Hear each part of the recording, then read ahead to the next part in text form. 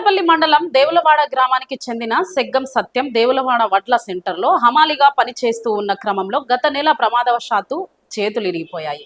ఈ సంఘటన విషయంలో ఇప్పటి వరకు ఏ ఒక్క అధికారి గాని, గ్రామ సర్పంచ్ గాని, ఏ ఒక్క పార్టీ నాయకుడు గాని స్పందించలేదు.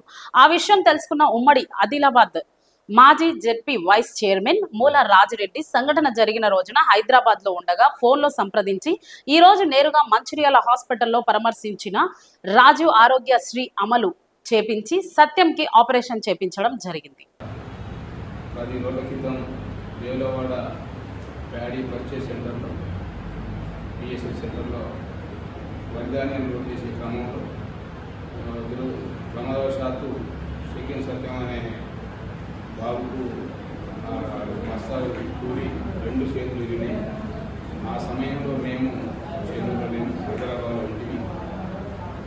ఆనాటి నుంచి ఈనాటి వరకు కనీసం వైద్య సదుపాయం కొరకు స్థానిక నాయకులు కానీ, మనం వేదికలు తెచ్చుకున్నటువంటి మన చెన్నూరు గౌరవనీయులు శాసనసభ్యులు మంత్రి గారు కానీ, వారి తనయులు ఎంపీ గారు కానీ ఎవరు కూడా వారిని పరామర్శించకపోవడం, వారి కింద పనిచేస్తున్నటువంటి కాంగ్రెస్ పార్టీ కార్యకర్తలు ఎవరు కూడా ఈ 2 లీటర్లు ఎదిగి ఒక అనాథగా ఈరోజు హాస్పిటల్లో ఉంటే కనీసం మందలియని పరిస్థితిలో ఈరోజు మొద్దు నిద్రలో ఈ ప్రభుత్వ పెద్దలు ఉన్నారు.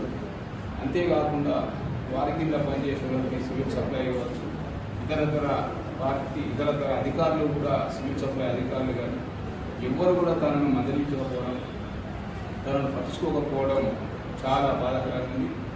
మేము ఫోన్ ద్వారా వారికి మాట్లాడి సంబంధించిన మంచిర్యాల హాస్పిటల్కి రెఫర్ చేసి ఇది 2వసారిగా నేను ఈ హాస్పిటల్కి రావడం, ఇక్కడ ఉన్నటువంటి డాక్టర్తో మాట్లాడి ఈరోజు ఆపరేషన్కి అన్ని ఏర్పాట్లు చేస్తూ ఉన్నాం. ఇప్పటికైనా ప్రభుత్వ పెద్దలు ఒకసారి ఆలోచించి, ఒక దళిత బిడ్డగా 2 చేతులు విరిగిపోతే అన్యాయం జరుగుతూ ఉంటే కనీసం పట్టించుకోవడానికి ఈ మొద్దునిద్రను వీడాలని వారికి కోరుతా ఉన్నా. అదేవిధంగా అధికారులు కూడా పిఎస్ఎస్ సెంటర్ అధికారులు కావచ్చు, సివిల్ సప్లై అధికారులు కూడా తనకు ఆర్థిక సాయంగా కనీసం ఒక 100 రూపాయలు కూడా ఇచ్చినటువంటి పాపాన పోలేదు. ఈ విధంగా అనేక అక్రమాలు, అనేక దగా జరుగుతూ ఉంది ఈ ప్రభుత్వ హయాంలో.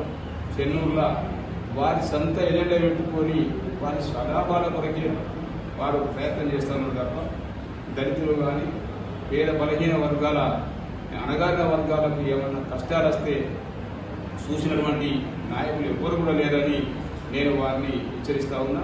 ఇప్పటికైనా మీరు అన్ని విషయాలు తెచ్చుకొని ఎప్పటికప్పుడే ఇటువంటిని మీరు త్వరితగతిన మీరు ప్రభుత్వం పెద్దలు కాబట్టి వారికి అండగా ఉండి సదుపాయాలు, ఆపరేషన్లు అన్నీ కూడా ఏర్పాటు చేస్తే బాగుండే. కానీ మీరు ఏకపోయినా కనీసం ఉన్నటువంటి అధికారులు చేస్తూ ఉన్నారు, చాలా సంతోషకరం. ఈరోజు వారిని ఇంకొక 1 or 2 అవర్స్లో ఆపరేషన్ అవుతుంది. 2 చేతులకు రాగలేయాల్సిన పరిస్థితి వచ్చింది.